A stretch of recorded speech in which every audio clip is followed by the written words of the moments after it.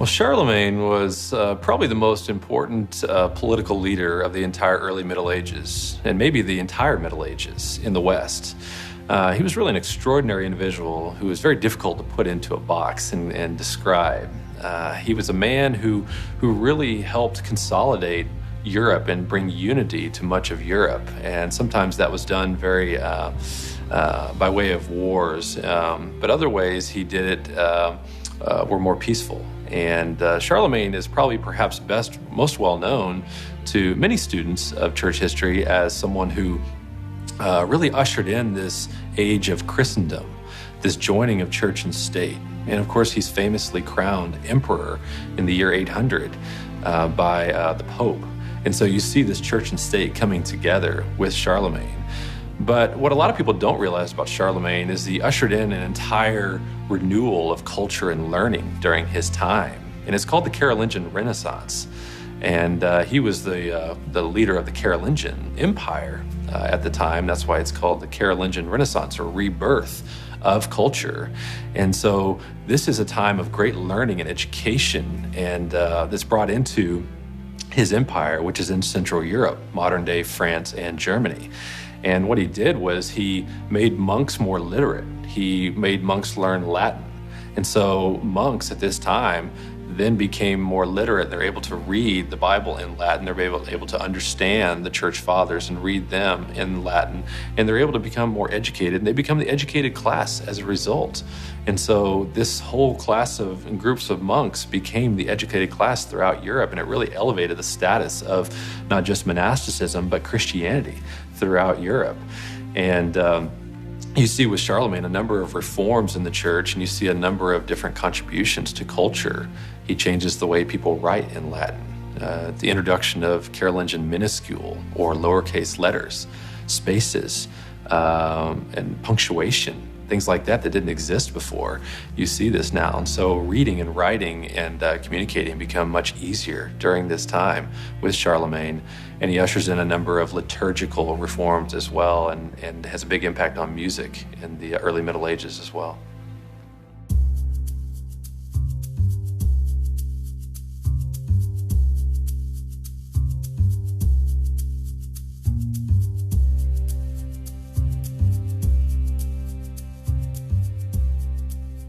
Only a few decades after Muhammad's death in 632, we find that Muslims were pressing into formerly Christian lands in places like Egypt and all the way across to Morocco. These people had been Christians for several centuries, and initially there were not many conversions to Islam when Muslims came across, partly because Muslims would only tax non-Muslims. And so it was to the disadvantage of the Muslim conquerors to have people convert. And it actually took many centuries in a place like Egypt before Christians converted into Islam. But as Islam spread across North Africa, it then made its way into Spain. And this is really one of the first times in which Christians began to see that perhaps they were not going to be in the majority in every situation. And one of the surprising results of their spread into Spain was a time of flourishing in Christian, Muslim, and Jewish relations, when Christians were no longer in the majority for several hundred years.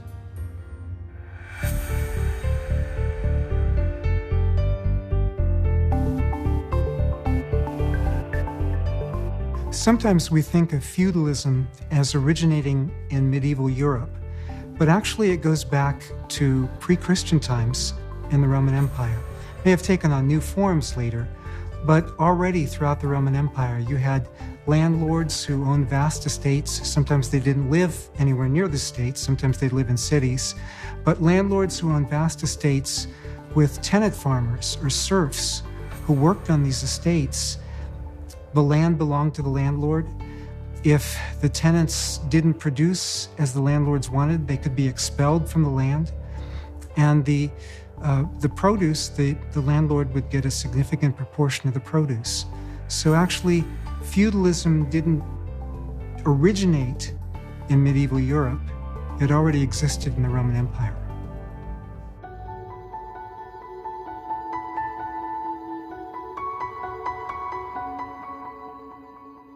The main goal of the Crusades was to take back the Holy Land.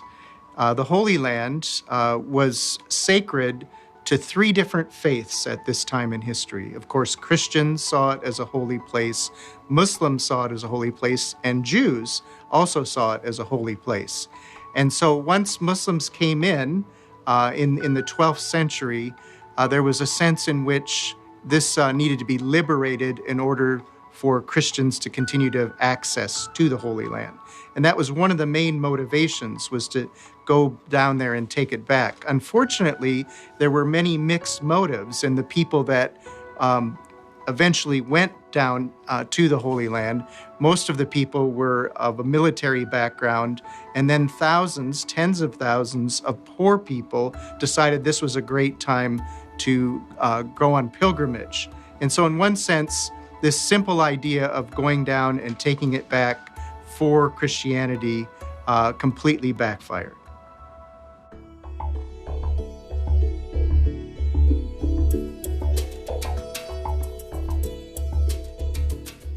I think Christians have to evaluate the Crusades today carefully with an understanding that it was a very complex set of events that occurred over a long period of time, the story of which we know from, in a sense, two competing participants in the event. And so that makes us somewhat cautious.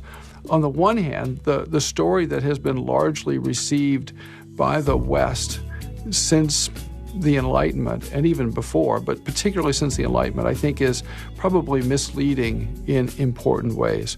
The story tends to be now that the church was on a land grab, and the West was on a land grab, a quest to conquest, to conquer Palestine, the Middle East.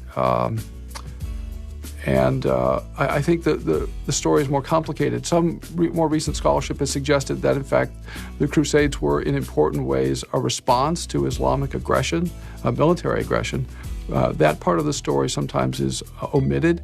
It's also arguable that we learned the whole business of going on military crusades, not from our own writers, our own impulses, but actually imitating Islam. Now, that's not a defense of them, but if you take pilgrimages and you add to them a military aspect, you have a crusade. And then if you factor in the long-term threat presented by aggressive military Islam or Islamic expansion, Ottoman expansion, and the like, the Crusades become a more complicated story, and one that we ought to seek to try to tell maybe a little more sympathetically than we sometimes do. المسيحيين في هذه الأيام حينما ينظرون للحملات الصليبية ينبغي عليهم أنهم يدركوا مبدأ مهم جدا. الحملات الصليبية اللي حصلت في القرون الوسطى مقارنة بالغزوات الإسلامية في القرن السابع في فارق أساسي وجوهري ما بين الاثنين. الحملات الصليبية والغزوات الإسلامية تمت عن طريق أناس، يعني الحملات الصليبية مسيحيون قاموا بها، الغزوات الإسلامية مسلمون قاموا بها. أما الفارق الجوهري هنا أن المسيحيون حينما قاموا بالحملات الصليبية قاموا بواعظ من ذاتهم بدون تعليم كتابي، أي أن الكتاب المقدس لم يدعو المسيحيين أن يقوموا بحملات صليبية.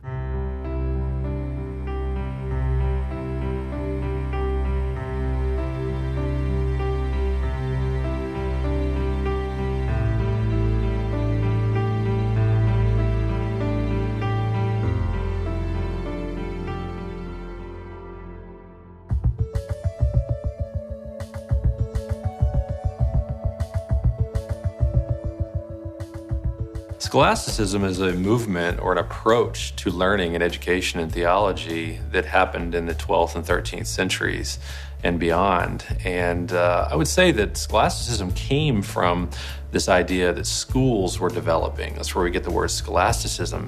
And these schools develop in the 12th and 13th centuries. The rise of universities come about at this time, like the University of Paris and Bologna and Oxford. And so these universities emerge out of cathedral schools where monks are being trained in cities and cathedrals.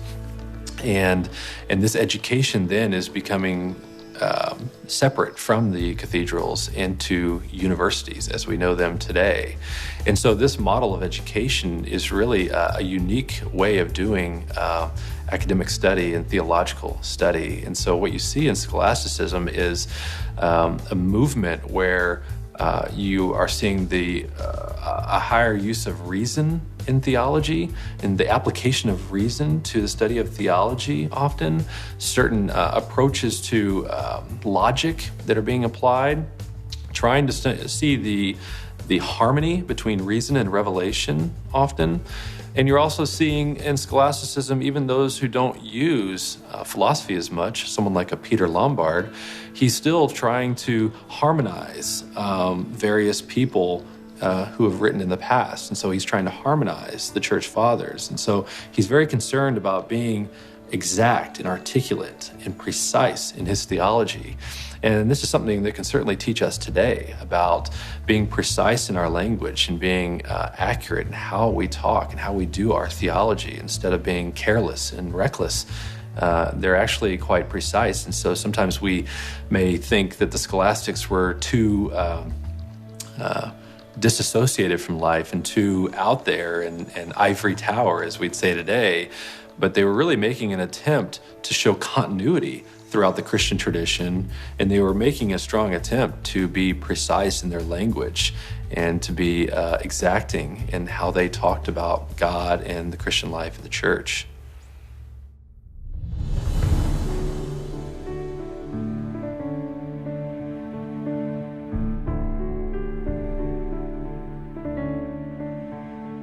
Thomas's Summa Theologica is a valuable text for Protestants today for a couple of reasons. One, because it's a great example of what the church was saying in the West in the 13th century. Thomas was deliberately synthesizing everything that had taken place, everything really that had been taught prior by those whom he regarded as orthodox. And so it's a great picture of, in a way, of everything that had taken place prior and a synthesis of all of that. And so it's an opportunity to learn. And so we should read Thomas as a fellow Christian, as a teacher from whom we still stand to learn. He's very clear, he's very articulate, he's very thoughtful. You're watching really a master teacher explain things to his students, and that all has been recorded for us in this large text. It's also an opportunity to see the Western Church in the 13th century, or to see where it had gone wrong. And so we can learn from it that way. We can learn from the power of some of the assumptions under which Thomas labored. He assumed that God could only say of us, justified, if we were really intrinsically justified. And we see the power of certain philosophical assumptions that he made that almost required him to come to that conclusion.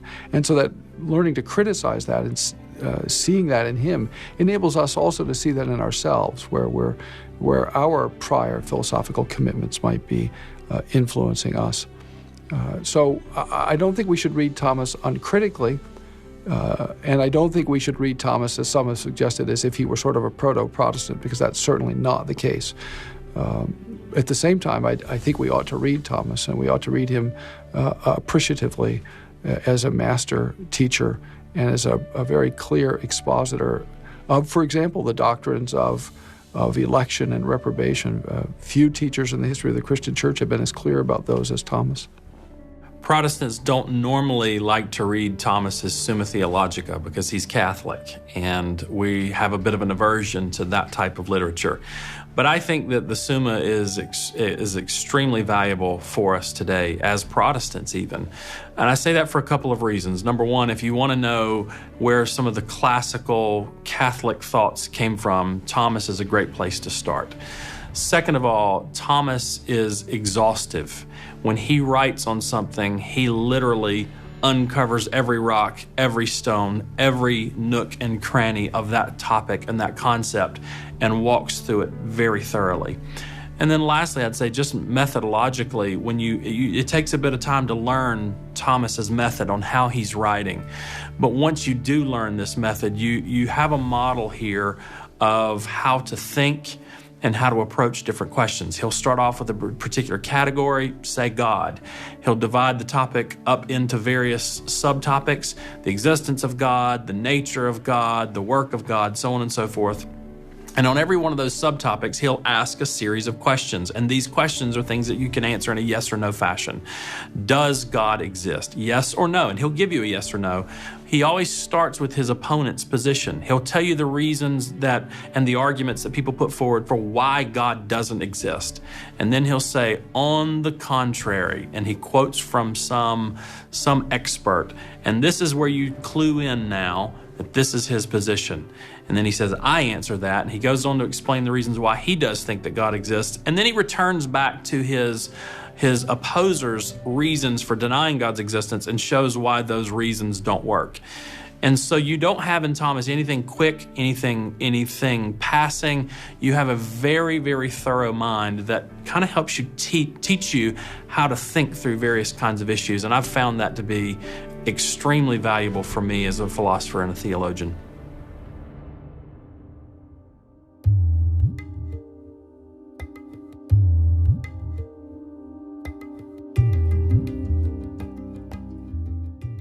Pope Boniface VIII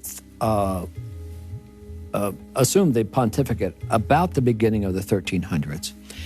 He published a statement called Unum Sanctum, One Holy Church.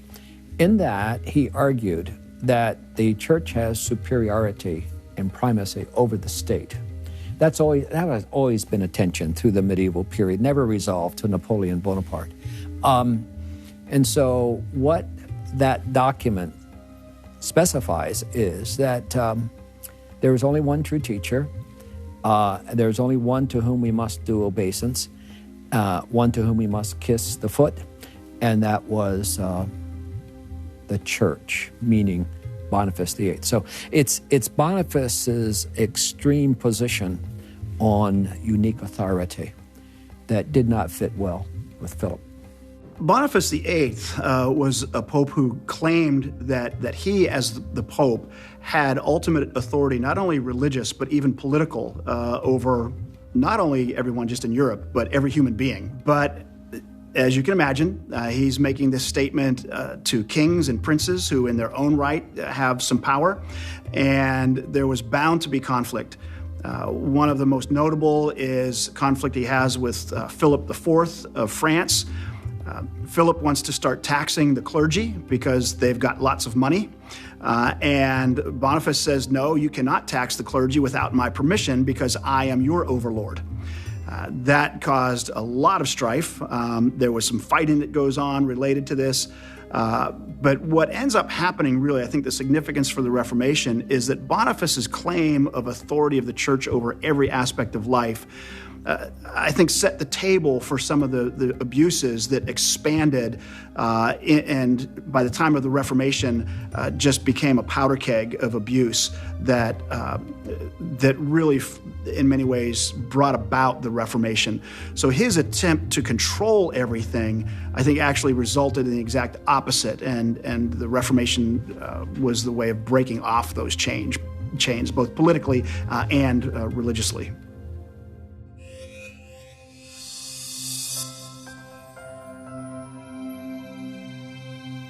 The Renaissance was a 15th and 16th century intellectual and cultural movement. It was really a recovery of antiquity, a great interest in ancient Rome and Greece. So there was really a belief throughout the medieval period, so from 1200s to really up until late 1400s, that there was kind of a fog over the medieval period. And there was scholastic theology and scholasticism, which was a method of organizing theology and organizing philosophies. And it was this idea that we need to return to the sources. So there was this phrase ad fontes, which was back to the sources. And we need to go back and hear what not only the early church, but early philosophers, Aristotle and Plato, what they had to say. So it was really this belief that there was this kind of fog, and we have to get through that fog and get back to ancient Greece and Rome to hear what they had to say about human beings, about life, about religion. The essence of the Renaissance was the creation of the university system. The university system, as opposed to the church monastic training, was an emphasis on returning to the sources. Background, in other words, people were saying, I want to believe what is true, but I want to see it. I want to study it. So it's the birth of the humanities within the university system that ultimately was created because when our missionaries intersected with Jews in Spain and Moors, they found that they had discovered Aristotle, that is rational apologetical reasoning, whereas we had not. So the Renaissance then produces two movements. It produces the Great Reformation in the north of Europe, and it also produces the Enlightenment, two sides of one coin in southern Europe, because northern Europeans, in search for their sources, went back to the early beginnings of their culture, Christianity. But in the south of Europe, they went beyond the first century to Greco-Roman culture, producing more of what we would call a secularity.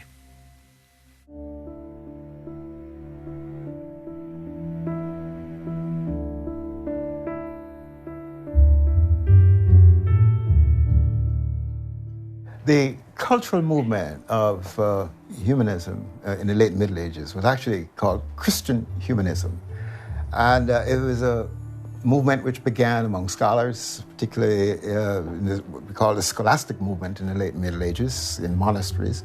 They were discussing philosophy and theology. And, but critically, they were discussing these things from a theistic point of view, from the point of view of God at work in the world and the meaning of life and the use of reason in the world. And there was a whole set of people involved in it. Erasmus, there's Luther was part of that. Calvin became part of that. Tyndale. Many of what became known as the Reformation leaders, the magisterial Reformations leaders, were part of this movement. It was a classical movement of scholars who studied ancient literature, but were very much into modern philosophy and philosophy of life, philosophy of the universe, philosophy that would enable them to understand what life is about and the relationship between God and man in the universe. It became a cultural movement, largely within Southern Europe, Italy, Germany, but flourished and went on into England and Scotland and so on. During the late Middle Ages, Renaissance period, there was a movement called scholasticism, later another movement called humanism. And humanism actually was a very intellectual movement. It was very religiously based, and it sought to promote eloquence. It sought to promote intellectual inquiry, and it actually advocated a return to classical antiquity. Ad fontes was their slogan, to the fount, or to the original source, which proved to be a great help in the early days of the Reformation, when people were encouraged to go back to the original Greek and Hebrew text and get away from the Latin Vulgate. And I think that had a remarkable impact on the later events in the Reformation.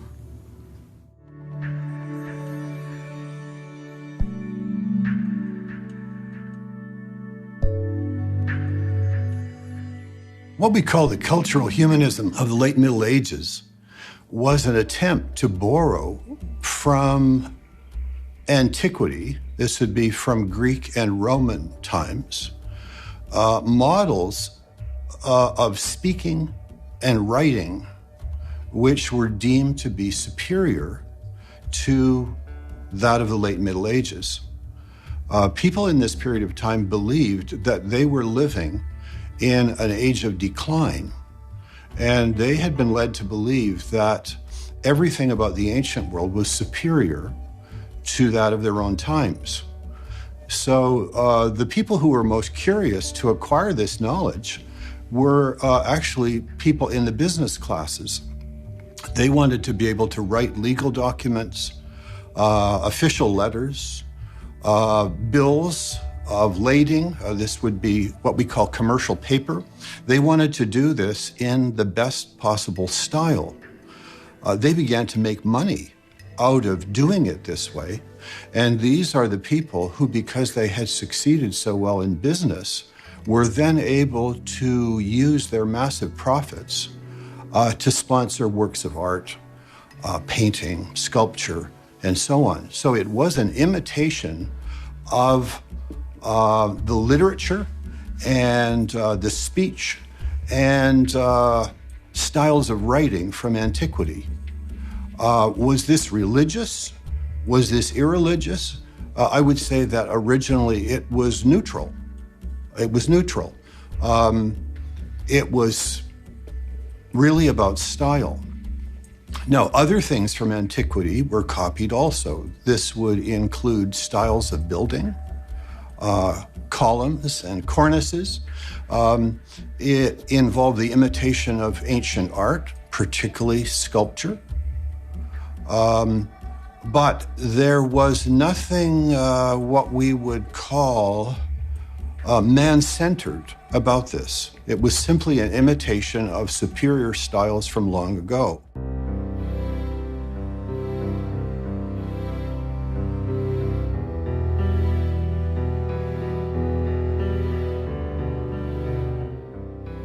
Cultural humanism is a very different animal than modern secular humanism. I recently returned from Britain, and I found out that there, this is shocking, more people are being married by what are called humanist ministers than by Christian ministers. What does this mean? It means that people, while they want to be married explicitly without any reference to God or his ordaining marriage at the beginning of the world.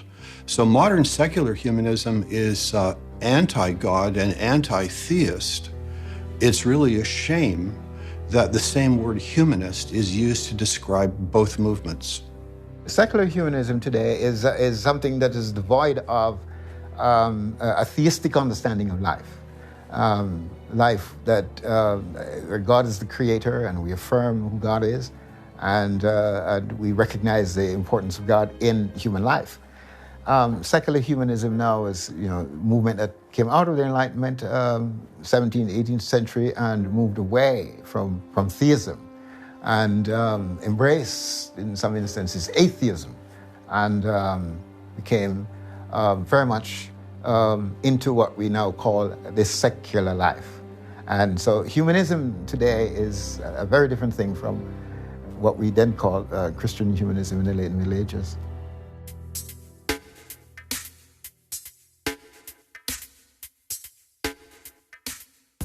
The Lollards in England were disciples of John Wycliffe. After Wycliffe dies in Lutterworth, they pick up his mission to preach God's word in the vernacular, to carry on this mission of translating God's word for God's people by preaching.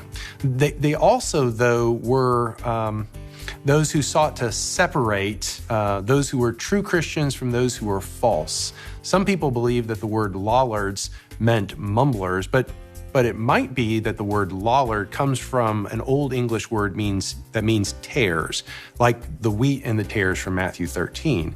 And that speaks to the way the lollards sought to separate the wheat from the tares, those who were the true children of God from those who were false professors. And so in their ministry, they sought to purify the church through the preaching of God's word and the application of discipline to the church. They were important forerunners of the Puritans in the 16th and 17th century. The Lollards are the successors to Wycliffe. Their name comes from the fact that they were often very lay-driven. They were not well-educated. They would not have been Oxford folks like Wycliffe was. They would have been untrained, is the way we would say it. But because of that, they got made fun of for being bumpkin or kind of backwater, uneducated folks. And the la la la was a way of saying that they're blah, blah, blah, as we might say in modern English, that they talk a lot of nonsense. What they were driven to was to the Wycliffe translation. They were very much a part of this Reformation that had been pushed underground. And it was found in various parts throughout England of the Lollard movement. And it's probably not enough to say there's a movement because they're not organized. There are a series of what we would call house churches or cell churches, cell communities, this type of thing. But they carry on from Wycliffe in the 14th century on down to the Reformation. And when the Anglican Reformation gets going, the English Reformation, there are still Lollards around.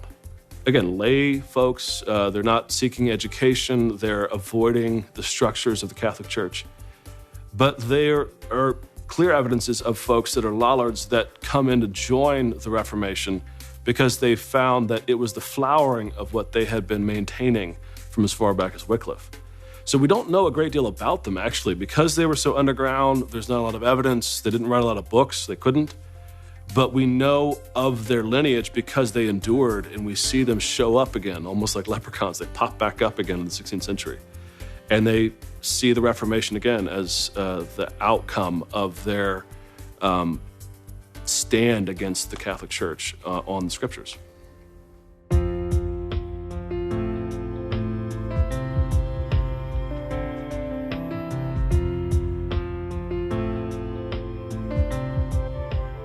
Lorenzo Valla is a fascinating and little-known character that had a huge impact on the Reformation. He was a scholar, particularly dealing in linguistics, ancient documents, and he proved that a document known as the Donation of Constantine was a forgery. Well, the Donation of Constantine purported to be Constantine I, the emperor, donating the entire Western Empire, basically Europe, to the Roman Catholic Church. The church used that document for a couple of centuries to claim authority over all civil magistrates, to be the ultimate authority that all kings needed to submit themselves to the church.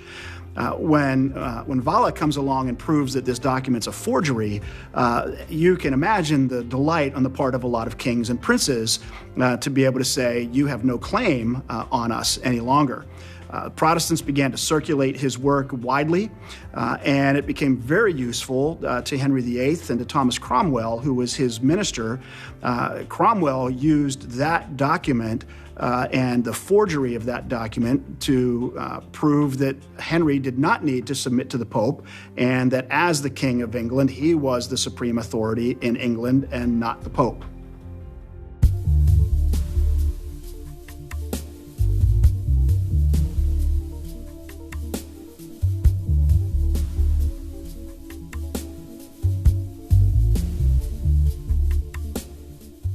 There's a claim that Protestants, even today, exaggerate the corruption of the Roman Catholic Church leading up to the Reformation.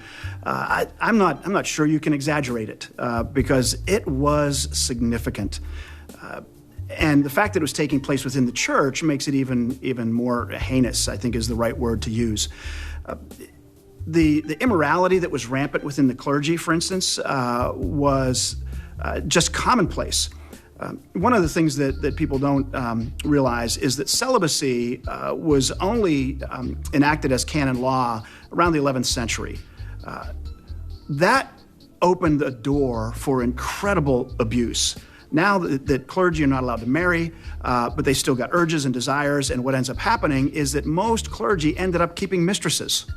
And that led to a further abuse. The bishop of a clergy would basically tax them as a penalty for having a mistress, but they could keep the mistress.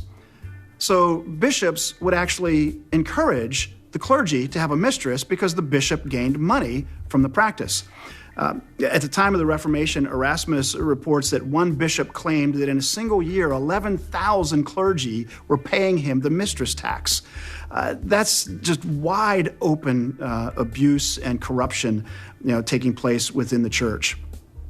When you also add in the fact that the whole system, if you will, of salvation and of the ability to purchase indulgences, once again, you start putting money in, you start putting power in, the corruption continues to rise. And that was just widespread. The buying of church offices in order to gain money. And people might think, well, why would I buy a church office to gain money? Well, a bishop, depending on the size of the diocese and the wealth of the diocese, could have himself set for life and not have to do anything. Simply pay a fee to the person who would appoint the bishop. You now have this business, in a sense, where you're collecting from monasteries, churches, clergy taxes for mistresses, and you don't have to have any degree in theology, any practice whatsoever. You don't have to even care about who God is or if Jesus even lived or died. So there was a lot of corruption that was going on because of the combination of money and sex and power being brought into the church. The church during the Middle Ages, especially the later part, the 15th century, was pretty corrupt. I think to downplay it would be to overlook a lot of the historical realities that were there. It's a mixed bag. Not every pope was horrible, but certainly not every pope was good. There were a handful of popes that were, in particular, notable for making some rather poor decisions. So, for example, you would have Callistus III. He was far more interested in developing his army. He wanted to be seen as a bit of a Renaissance man, and so he was not a great spiritual leader by any means. He was far more political in his use of the office. You would have Pope Paul II, for example, who was known to have a number of mistresses, and his whole purpose was to live a life of luxury, and he wanted to restore a lot of the ancient pagan monuments of ancient Rome. You would have someone like Innocent VIII or Alexander VI, both of whom, again, had mistresses. Popes weren't allowed to marry. And so on the one hand, they were able to keep the rule of the law there, the letter of the law there. But it was known publicly that they had a lot of mistresses, and in some instances actually had illegitimate children that they then bestowed ecclesial honors upon in their capacity as popes. And so while there were certain popes that tried to do the right thing, the majority of the popes, especially in the 15th century, during this period of the Middle Ages, were not good leaders. They were not acting in the capacity as Christ to the people, which is the role of the Pope.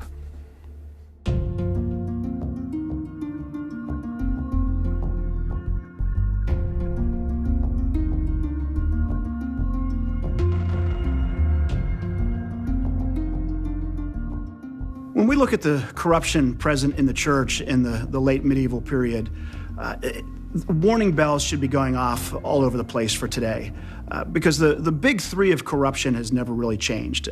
During the Middle Ages, the medieval period, it was money, sex, and power. And as we look across the church today, it's the same thing. You have pastors, religious leaders who clearly are engaged in practices related to money that do not honor Christ. You have pastors who are power hungry and have toxic churches because of the environment that they've created. And obviously the sexual scandals that take place in churches today were taking place even then. So I think one of the things that we really need to learn from the church throughout history is that the temptations remain the same. And we need to have a very deep look into our own hearts as to what motivates us, and we need to be willing to be in relationships with one another to confront that and to call that out in one another, and not just turn a blind eye to it. It's easy to look at the medieval church and think, well, that was terrible, and it's all understandable why the Reformation happened, and thank goodness we're not like that. But of course, the reality is, if we listen to the New Testament scriptures, they're full of warnings all the time. The apostles were writing warnings to churches they themselves planted and taught. Just a few years later, many of them were running into real difficulties, great immorality, all kinds of really dreadful problems. And so I think, as we look back over church history and see the corruptions that have happened, the chief thing that teaches us is to look at ourselves very carefully. There is really absolutely no room for pride in the human heart, pride in our particular churchmanship, our particular position. If we begin to think that we're immune from these things, we're in a very dangerous position. And the Lord Jesus, the Apostle Paul, all the others would warn us very carefully. So we should look back on these things with understanding, not with approval, but certainly not with pride. We need to be warning ourselves today and realizing that there, but by the grace of God, we can so easily go. That's why the Reformation spirit would warn us always to go back to the scriptures, back to the Word of God, and to be always being reformed. Otherwise, the most reformed church in the world can go in the most dangerous and bad direction. So humility is the chief lesson, I think, as we look back on church history.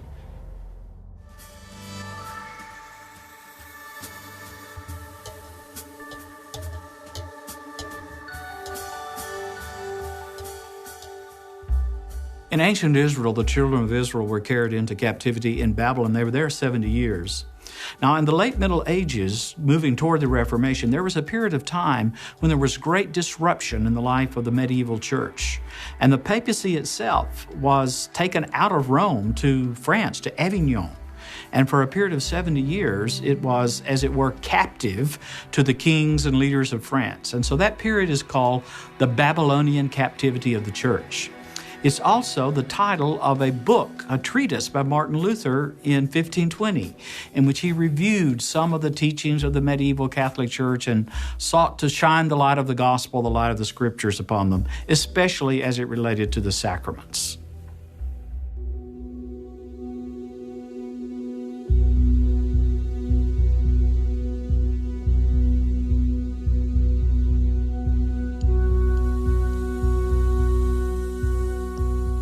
To understand what was the papal schism, we have to understand what immediately preceded. And what had immediately preceded was the relocation of the papacy from Rome to Avignon in the south of France for a period of approximately 70 years. At the end of the 70-year period, there was seeming success in bringing the Pope to live again at Rome.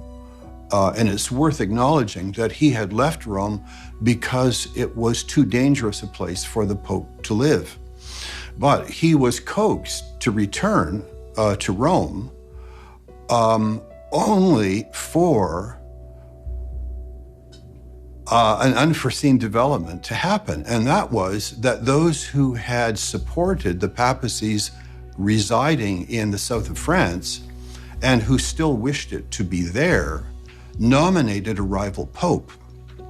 So the immediate consequence of the return of the papacy to Rome was the creation of a second rival pope who continued to reside and function in the large papal headquarters at Avignon. Now, this was shocking and this was surprising, but we're most concerned with the consequences of it. And the immediate consequence of this is that all of Europe's loyalty was divided. Those who favored a pope residing on French soil supported the Avignonese pope. Those who had always wished to see the papacy return to Rome supported the Roman pope. But there's more going on than meets the eye, because existing political and national rivalries that already existed in Europe were played out in this way. And I'll give an example. France obviously preferred to have a pope residing on French soil. Other European countries which were traditionally allied with France, and Scotland would be a very good example, were drawn into supporting the pope residing on French soil. But England, France's traditional enemy, would never support a pope residing on French soil when there was a legitimate Roman pope. So pre-existing political and national loyalties largely determined which of two popes were supported. Well, this went on for decades. There was a serious attempt to mend this breach.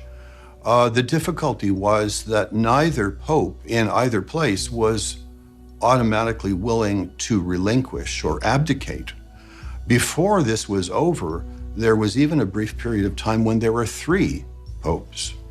And this conflict was resolved by the Council of Constance. The Papal Schism was one of several different fights that happened within the church at the top level. So the way the Pope is chosen is the cardinals vote on him. And on a couple of occasions, one in particular, there was some dissension as to who was being selected. And the same group, or at least a rump of them, came out and then voted in somebody else afterwards. And in the Catholic Church, the ecclesiology is such that because the Pope is the head of the church, to have 2 now means that there's some doubt as to who's really leading the church. If it's supposed to be in a church that can't err and that is supposed to define all of doctrine and life for you, then if you have the situation where you have 2 popes issuing 2 commands, 2 sets of regulations, who are you going to answer to? And what happened is there actually ended up being a 3rd pope because a council met and they told the first 2 to stand down and they voted in somebody else. Well, of course, the first 2 popes would not stand down. And so as a result, you have 3 popes. And so you have this situation, somewhat comical, but you have the situation where the church is led by 3 different voices, all claiming to be the vicar of Christ, to be the head of the church, and all claiming a certain level of spiritual authority that is supposed to be unquestioned. And so the result is that for a time, people start to think of ways, try to come up with ways biblically to offset that and say that the Pope isn't the head of the church. And they have different strategies for doing it, but what it does is it functionally lessens the power of the Pope.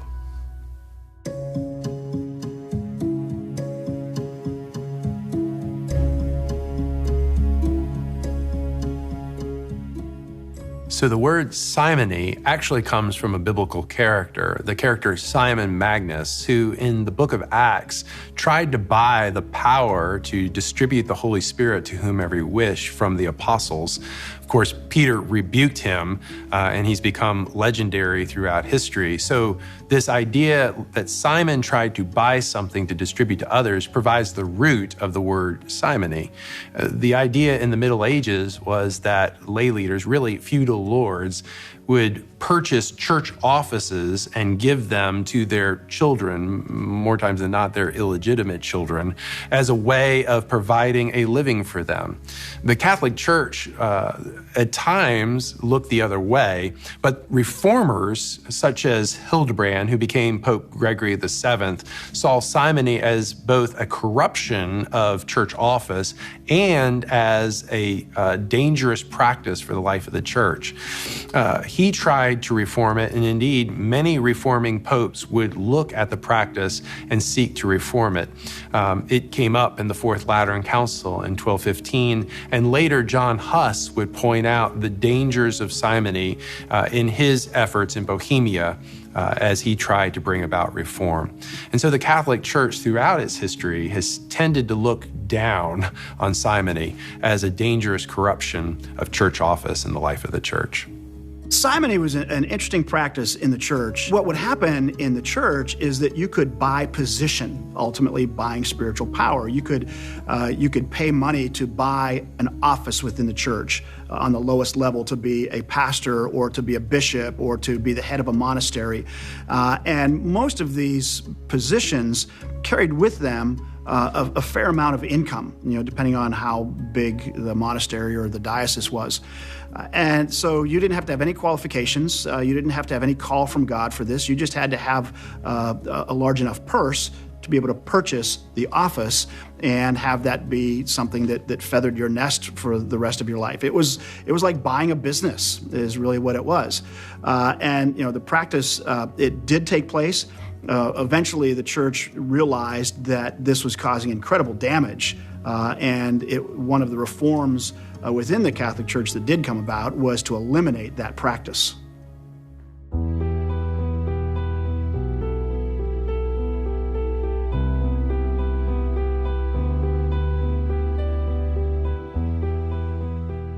The breakdown of celibacy among the priesthood in the late Middle Ages was widespread, and it was observed and commented on by common people.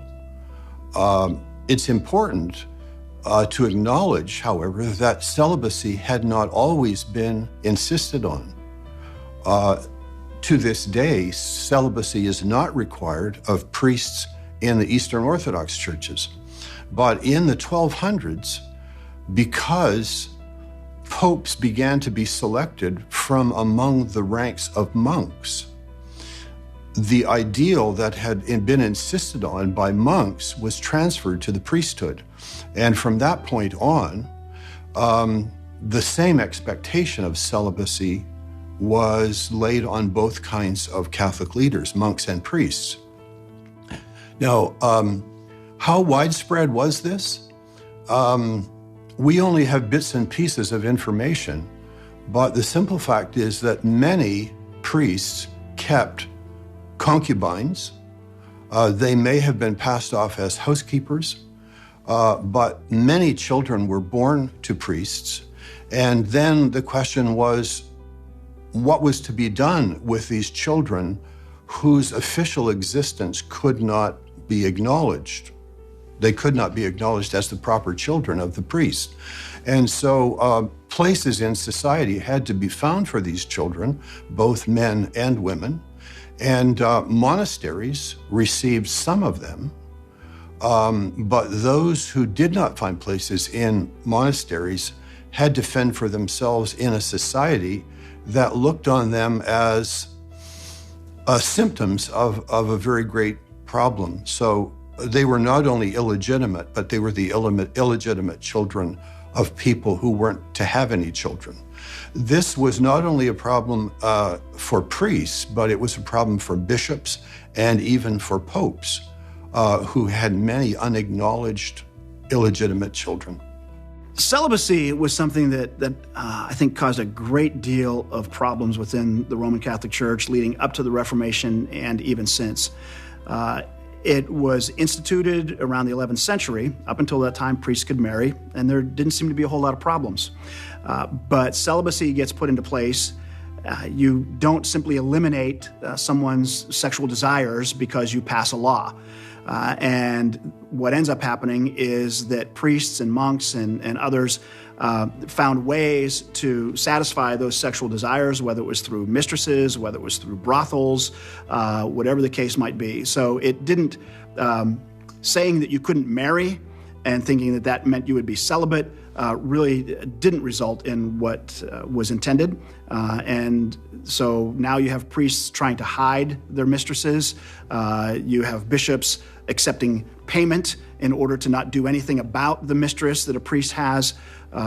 You have priests and others participating in prostitution, which obviously is going to cause a whole set of other problems.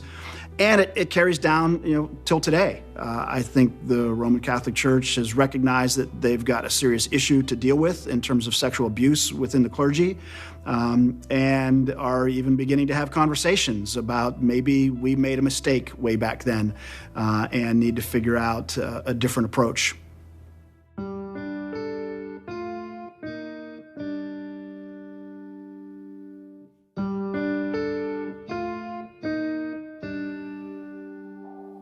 有关救恩的问题，应当是全本中心最中心的问题，因为圣经最重要的主题，人的罪与上帝的救赎，那这个只能在基督里造成的。当福音加上了其他因素的时候，已经不纯正。所以当第6世纪开始，宗教落在以圣品为中心的仰慕，而忽略了以基督的救赎为中心的信仰的时候，教会已经偏离了上帝的话了。所以到了马丁路的时候，看见这些东西越来越堆积，越来越繁琐，结果变成教会的累赘。圣徒功课库，什么教皇的权威，圣地的这个叫做朝圣，这些东西已经夺取了，已经代替了耶稣基督为我们流血舍罪完成救恩的那个最重要的东西。所以马丁路德出来奋斗的时候，就是要把教会带回以圣经为中心的福音的信息的里面。那么加尔文更清楚从所有圣经前后所有的圣经的经文来佐证，这是神创世以前所做的工作，这不是人按手以后所得到的恩典，也不是人受洗以后才得到能够重生的地位，这是神的预定，基督的救赎，圣灵的施恩，才能把这个上帝的救赎降临在个人身上的。所以改教运动，马丁路德撤回了许多错误的，加尔文建立了许多圣经原有的，才把今天的信仰奠定起来。Luther was concerned for the doctrine of grace. He was, you remember, an Augustinian monk. And so he was steeped in Augustinian theology. And Augustine did teach the doctrine of grace. And he could see that the church had departed from the doctrine of grace.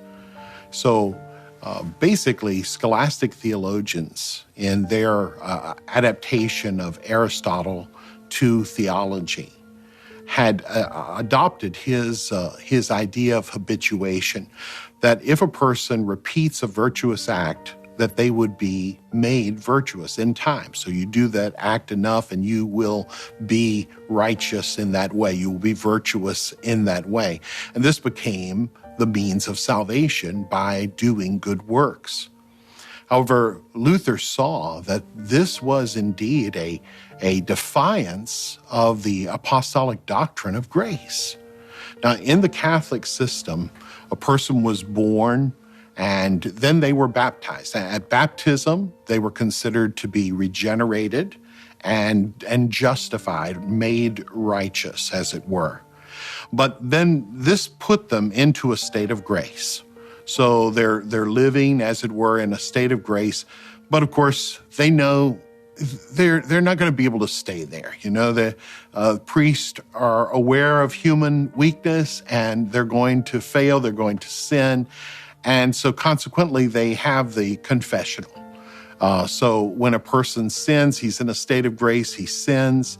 And so he goes to the priest in order to do penance. He is contrite over his sins. The priest sees if he is contrite, ask him questions to check his contrition.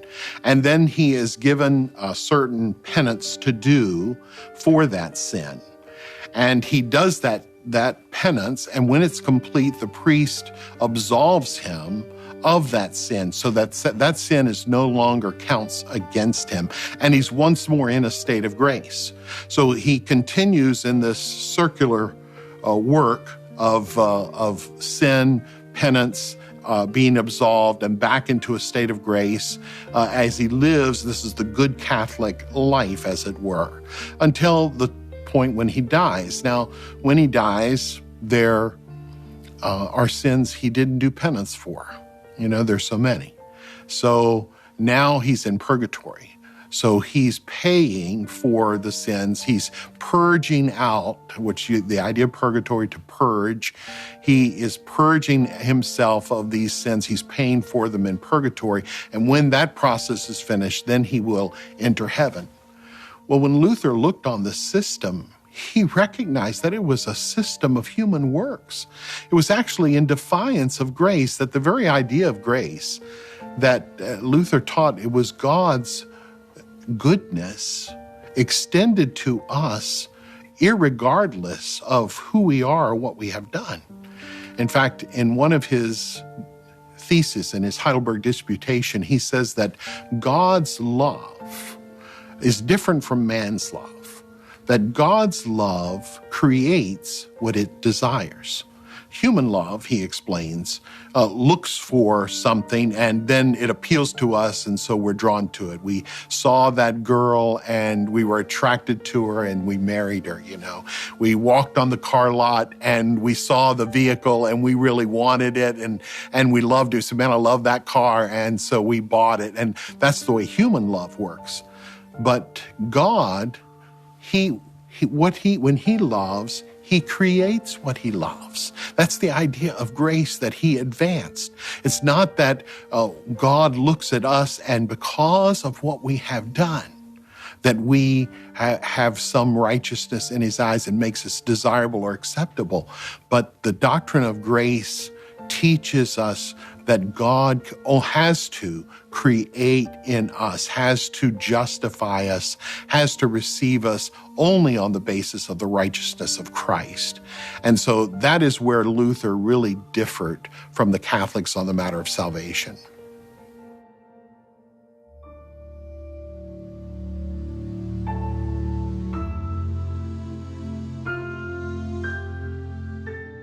It's often suggested, and I think you hear this a lot from Protestants, that Roman Catholics believe that we earn or merit our salvation. Is that true? Well, before I answer that, let me say what they do believe. They will say, for example, that we are saved by grace. Now, there are those who will hedge a little bit on that, but there are many who would insist that indeed we are saved by God's grace, and apart from that grace, we could not have eternal life. So on the one hand, medieval Roman Catholicism emphasizes the absolute necessity of God's grace for our salvation. But within that system of grace, they have an important place for merit, such that all of the great medieval theologians, Bonaventure, Thomas Aquinas, all the way up to the Council of Trent, will explicitly say that yes, we merit eternal life, that the gift of salvation rests with God, but as God is working through me to do good works, and it is ultimately my works that merit eternal life. Now, within medieval Catholicism, there were many different streams of teaching. Some of them were purer than others. The best went back to St. Augustine, who taught a doctrine of justification by faith and grace alone that very much matched up with the Apostle Paul. Over time, that became very diluted by all kinds of extraneous ideas. And so what the Reformers did when they came on the scene was to refurbish the doctrine of grace as found in the Bible, as taught by St. Augustine, and as represented by some, we call them radical Augustinians in the late Middle Ages. Luther himself was a member of the Augustinian order. He was a radical Augustinian. So it's not as though he was inventing this doctrine whole cloth. It was already there, primarily in the Scriptures, but also represented in the church. However, it has to be said that the doctrine that came to prevail in the late Middle Ages was far removed from what Paul taught and what St. Augustine taught, and so the Reformers were on a mission of retrieval. They wanted to bring that out and let it shine again. It's easy to say that the medieval Roman Church taught salvation by works, but I'm not entirely sure it's fair to say that, because at least as I read Thomas Aquinas, with the reasonable critique of the degree to which Aristotle influences his thinking, to me, he fits within the line of Christian theology that would go back to Augustine and before that, of course, to the New Testament, of the importance and the primacy of faith and of the inability of works to in any way earn for us our salvation. While still, even in the New Testament, we recognize that those who are saved that salvation should be exemplified by works in their lives. And we see that particularly in James. This is how I would interpret Thomas Aquinas. I think it's a reasonable and a right interpretation of him. And it brings him into the line that it's clear that he intended to be in, of Augustine and the early church theologians who recognize salvation by faith.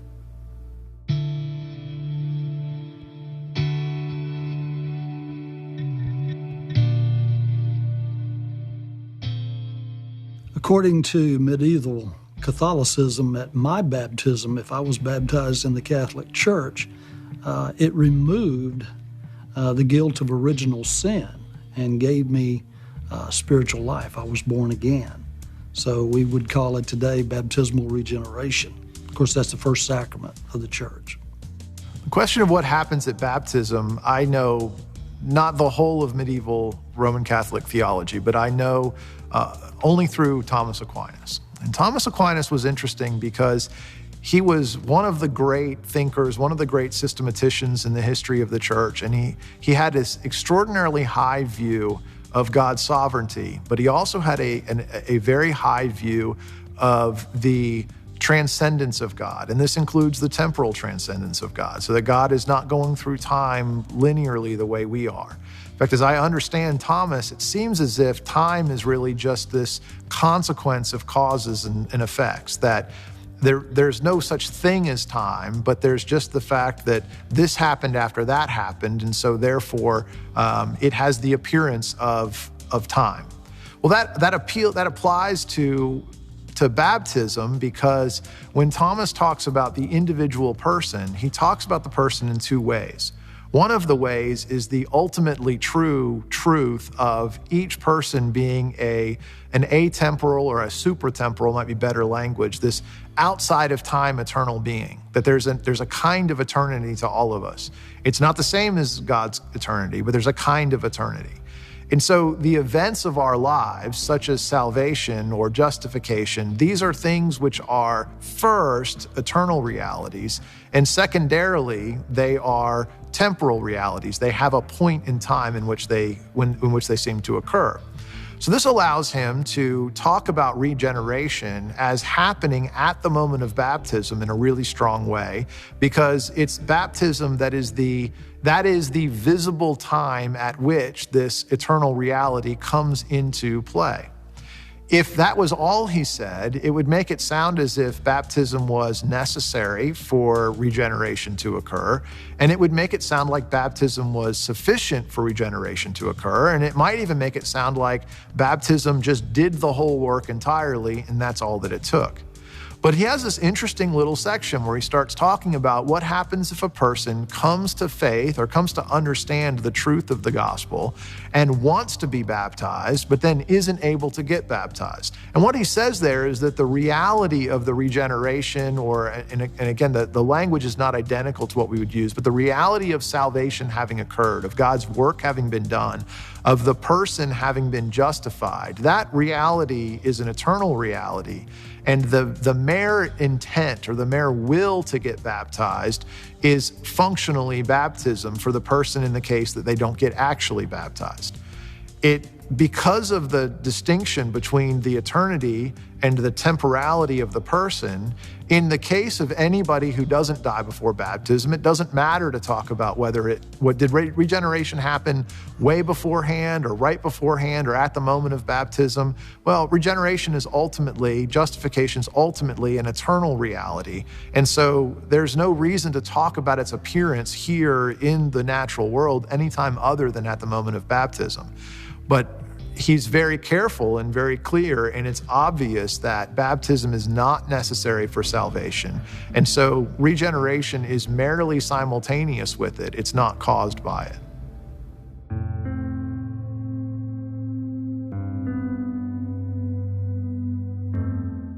An indulgence was a letter of deferment for someone who could not fulfill their penance. And that's originally what it was. It was a letter of deferment that would make some provision for someone who, by reason of health or circumstance, could not fulfill the normal penance requirements that the priest would lay upon them.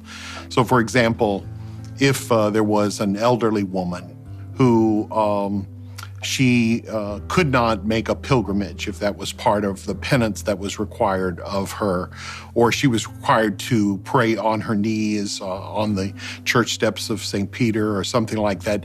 You know, she couldn't do it because of her knees are not good. Then consequently, they could offer her, the priest could offer her as a kindness, a letter of deferment, an indulgence that would allow her to do something in place of that. And so that's originally what it was. However, it developed into something else altogether. Pope Sixtus in the Middle Ages, I think about 12th century, he extended the prospect of indulgences to those in purgatory. And whether he realized it or not, he opened the door at that time for tremendous financial opportunity for the Roman Catholic Church. So once indulgences were extended to those in purgatory, then they became a means of purchasing freedom from the sufferings of purgatory. And of course, you have to understand that purgatory was the final step in the life of a Christian in the Middle Ages who had died and was now, for those sins that they did not do penance for, they now had to pay for those sins in this stage of suffering known as purgatory. And so in order to get a person free, then an indulgence might be purchased for one's father or one's mother who's suffering in purgatory. And it was this abuse that we are introduced to in the concept of indulgences that Luther was concerned about when he nailed his 95 Theses to the church door at Wittenberg. Indulgence was a kind of teaching from the Roman Catholic before Reformation that all believers must do work to earn salvation. But in doing that, they started this process of indulgence. I mean, people should pay, give money to earn salvation. And actually, this was the plan for the Roman Catholic to earn money, and especially on constructing St. Peter's Church in Rome. So they had to make people even pay for their dead people, and they collected a lot of money. And this was one of the things Martin Luther had to disagree with them because they were selling salvation in another way. And that was totally wrong according to the Bible. Indulgences is an interesting idea, and there's really three categories with which we can understand what they were and what they were not. So beginning with what they were not intended to be a pardon for sin. They were not originally intended to be a license to sin. They were not intended to be forgiveness of sin.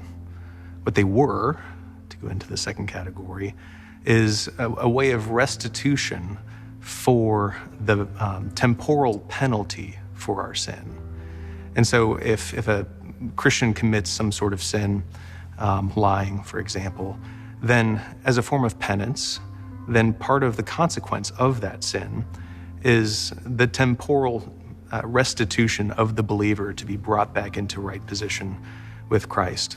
So originally, indulgences were a way of being able to make some sort of financial gift in order to attain that, to pay off that need for restitution. So indulgences presume forgiveness of sin in its original idea. This changes at some point right in the Middle Ages.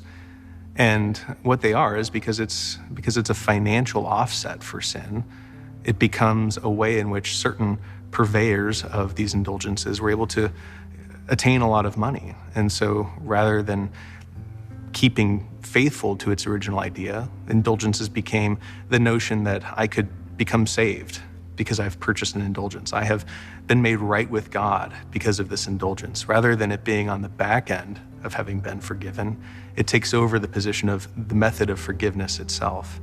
And so you have a lot of people during the Middle Ages who were actually making quite a great deal of money off of these indulgences, in large part because it's a way of selling salvation.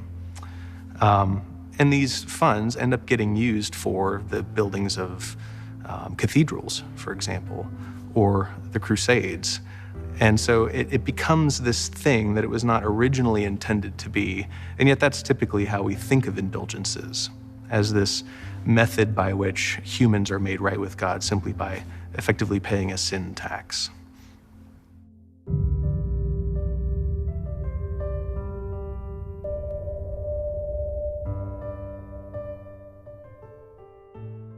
The concept of penance was hugely important in the Roman Catholic Church in the medieval period, and it impacted daily life of medieval Christians in many ways. The concept of penance actually comes from a statement of Jerome in the early church, was often quoted, that penance was the second plank of salvation after a person had made shipwreck of their soul. The idea in Roman Catholic theology is that baptism washed away original sin, but if you committed mortal sin, that is, sin leading to death after your baptism, you needed a second plank of salvation to wash away that sin. And that plank is penance. The idea of penance was an act of piety or of contrition that in some way showed your sorrow for sin, and that by the absolution of the priest would then forgive the sin. Penance was done in a number of ways. It can be seen in pilgrimages that people would often do, sometimes pilgrimages to places of the saints, prayers to the saints, saying the Hail Mary. And in many ways, this was more important than sacraments which Protestants continue to celebrate, the Lord's Supper and other ways.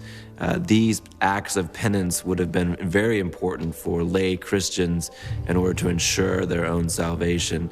It was this very thing that Luther railed against when he believed that medieval Christians were doing these acts of piety not out of a sense that God had saved them, but for a sense that they had to do these for God to accept them.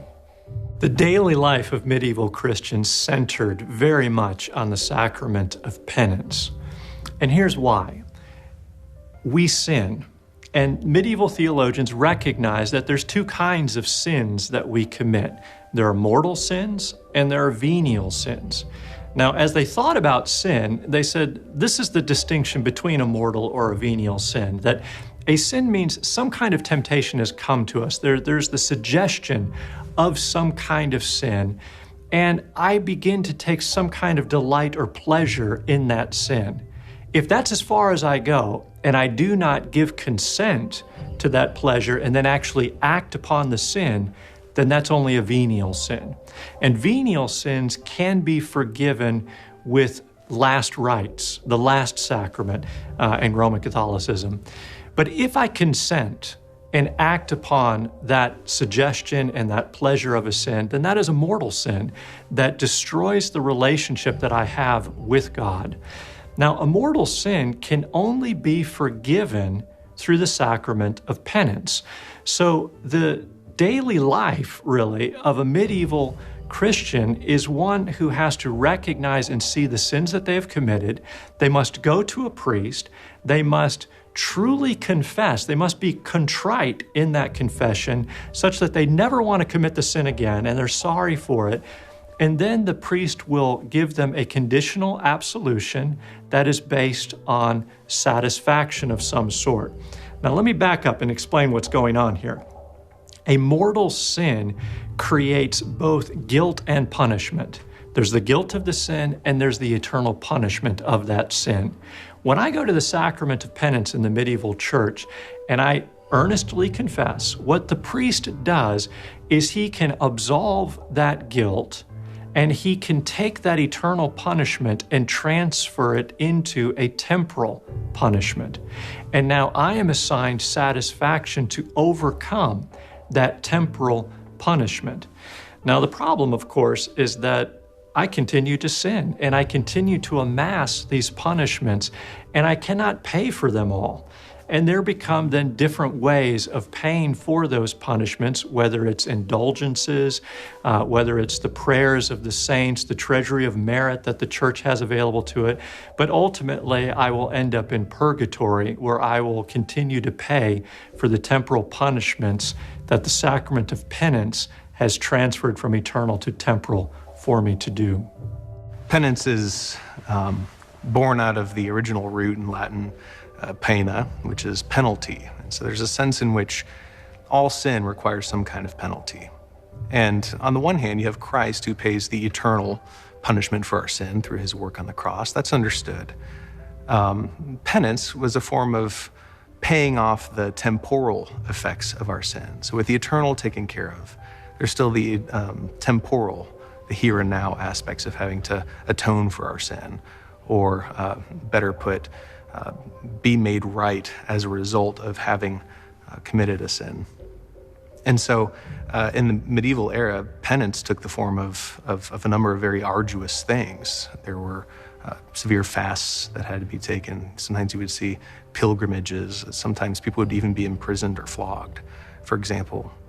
And so penance was a very serious matter with which the church exercised its authority over the people here and now to ensure that their sinfulness was accounted for in the here and now, that their punishment for this sin was made right through these acts of penance. That's a difficult thing if you are a guy in the Middle Ages who is prone to sin. I mean, the daily life of someone living in the Middle Ages who has to deal with fasting because of his sin, pilgrimages because of his sin, it disrupts the way that anyone would go about their normal life. And so what you see is the church eventually adopting a strategy of commutation, the shrinking and sort of boiling down of what the penance would actually be for an individual. And so sometimes it might be an intense period of fasting or a single day pilgrimage somewhere. Or in certain instances, you would get the notion of maybe a single payment for something. And so penance eventually kind of finds its way into that whole notion of indulgences, of somehow being able to justify, make yourself right in terms of having to bear the consequences of your sin in the here and now, knowing that Christ has done it eternally, but there's still those residual effects here in this life.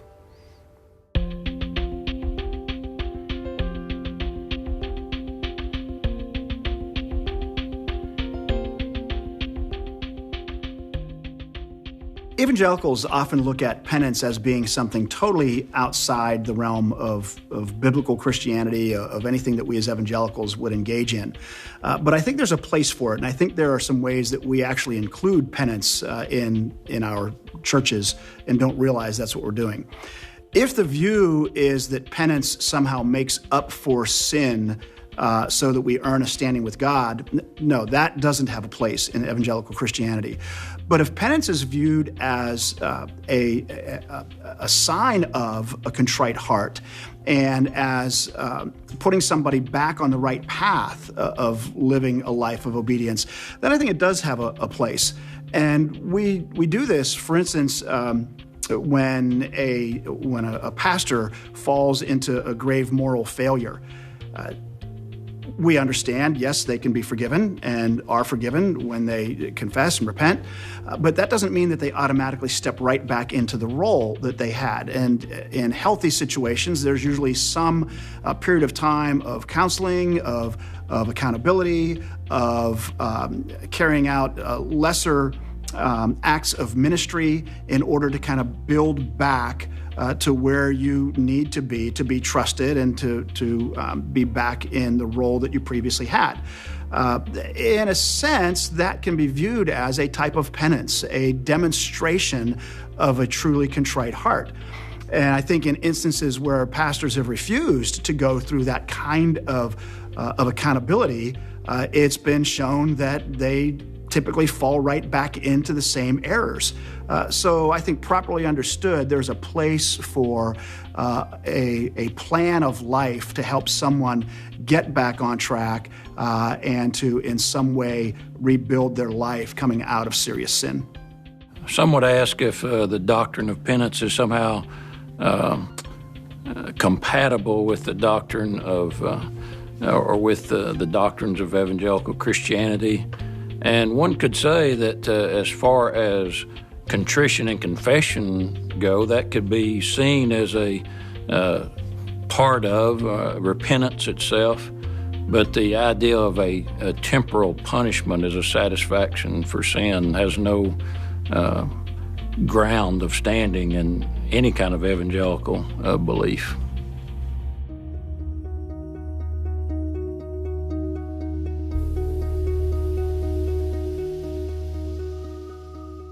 The The treasury of merit in Roman Catholic theology at the time of the Reformation was really this concept that Christ's death stored up, had kind of this treasure trove of merit that could be dispensed through the Roman Catholic Church to individuals who were penitent, right? So who had gone through and confessed their sins and be absolved and do penance.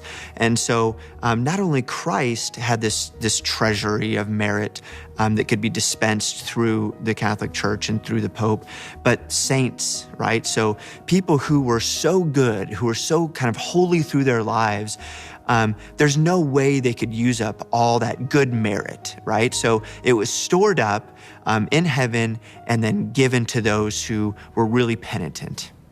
The beginnings of the very concept of the treasure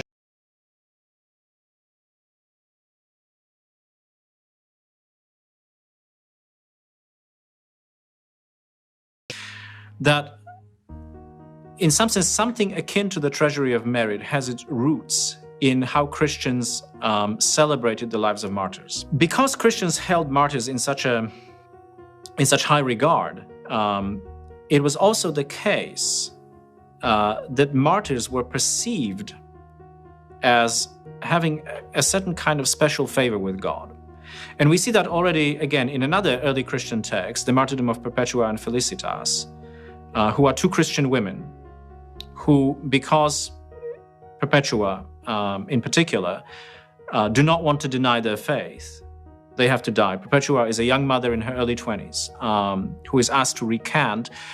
She's asked that even by the authorities who are interrogating her, and even by her own father, but she will not do it. She has several dreams in that account, and one of the dreams concerns her brother, who must have died at a young age as a child, and died of some sort of disease, some very, very serious, perhaps cancerous condition.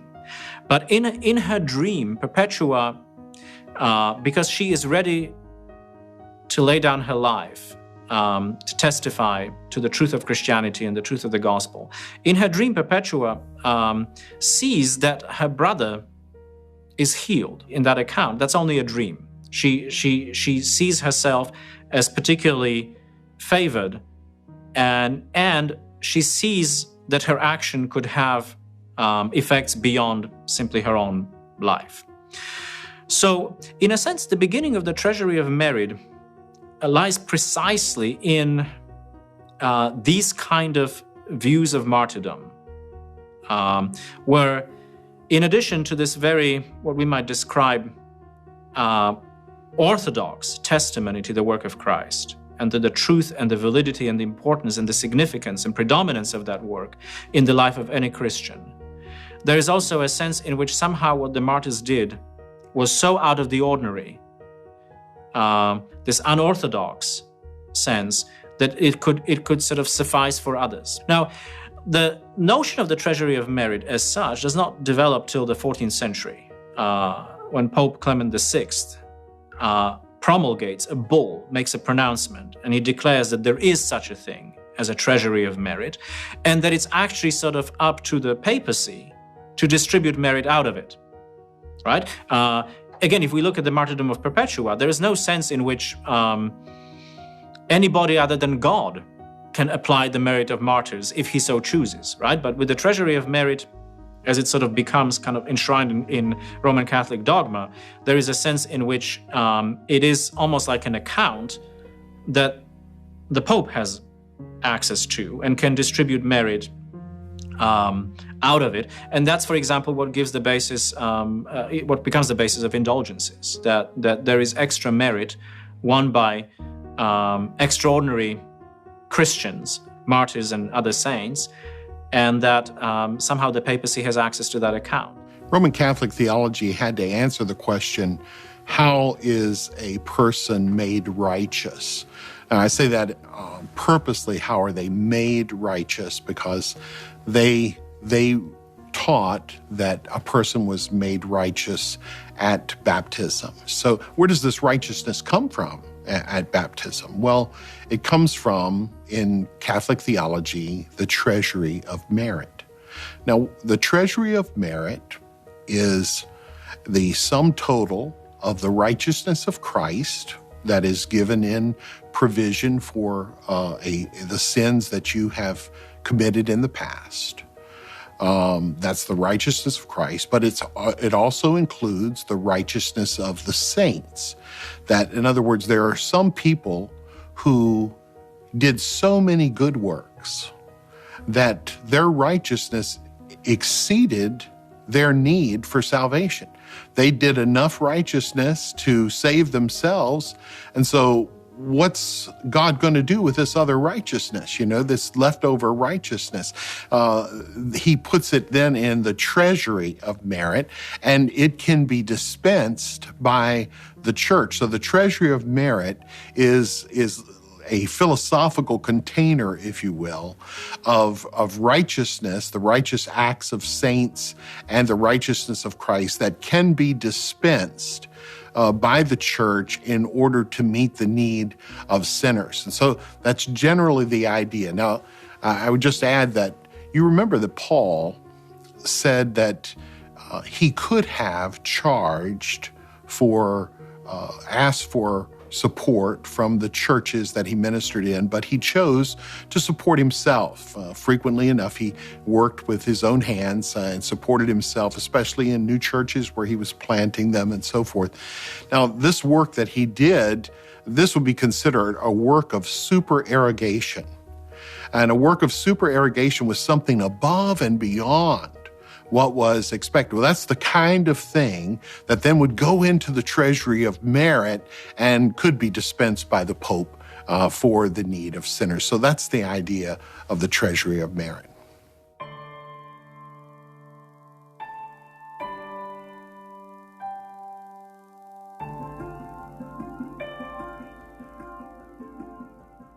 The view of the Roman Catholic Church regarding salvation during the Reformation is fairly complicated. And there's a couple of reasons for that. One is the view of grace that you find in the church at the time. Grace was seen almost as a commodity, as an empowerment. It's something that was given to you in order to cooperate in your own salvation. It was given to you to help you be obedient to the call of Christ, to the law of God. But you had a certain responsibility in participating in that grace. Added to that there were different categories of sin. There were everyday sins that were not ones that would threaten your eternal salvation, known as venial sins. But then you also had a higher category known as mortal sins. And these were ones that if you died and had not been forgiven of a mortal sin, then you would have forfeited salvation. You were condemned.